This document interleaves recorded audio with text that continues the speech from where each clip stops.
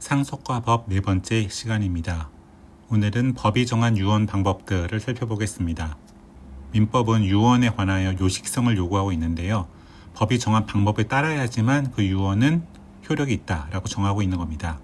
민법이 정한 유언 방법들을 보면은 첫 번째로 자필 증서, 두 번째로 비밀 증서, 세 번째로 녹음이나 동영상, 네 번째로 공정 증서, 다섯 번째로 구수 증서, 이렇게 5가지가 있는데요.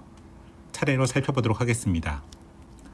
자필 증서에 의한 유언은 말 그대로 처음부터 끝까지 전부 손으로 직접 써야 합니다. 본인이 작성해야 된다는 거죠. 종이에다가 볼펜이건 펜을 들고서 직접 처음부터 끝까지 써야 됩니다.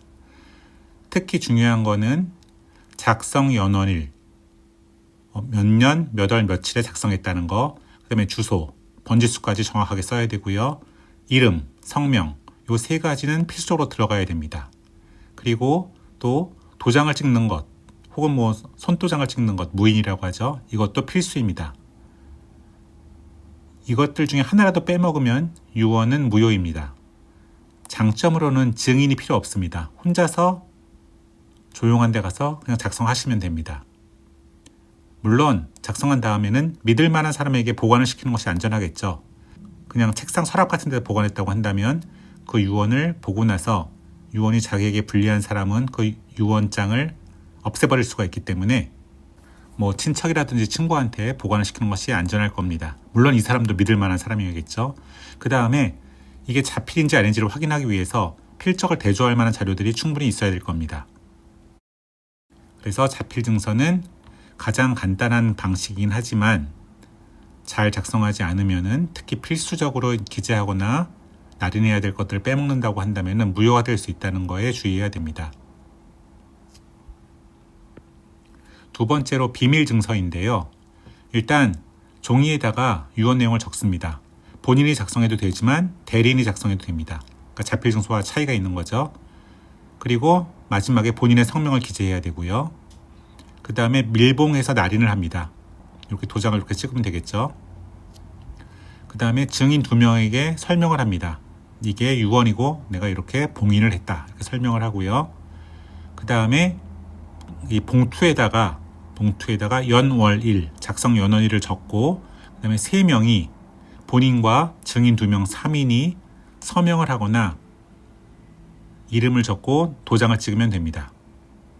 그리고 나서 중요한 것이 이 연월일 작성한 날로부터 5일 이내에 법원이나 공증인한테 가서 확정일자를 부여받아야 됩니다. 이 봉투에다가요. 그러면 유언이 이 확정일자를 부여받은 날에 성립한 것이 됩니다. 조금 절차가 귀찮긴 하지만 그 내용을 누구도 볼 수 없게 하기 위해서 밀봉을 한다는 것이 포인트고요. 그러니까 이제 비밀증서가 되는 거죠.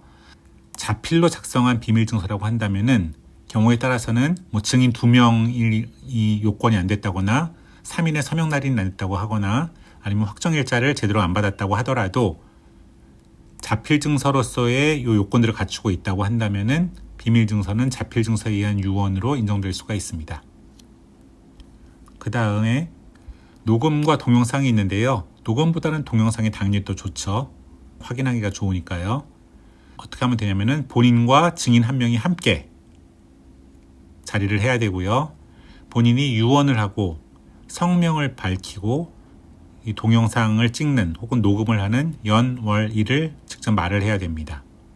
그리고 증인이 방금 유언한 게 맞다라고 확인을 해주고요. 그 다음에 자신의 성명, 증인의 성명을 말해주면 됩니다.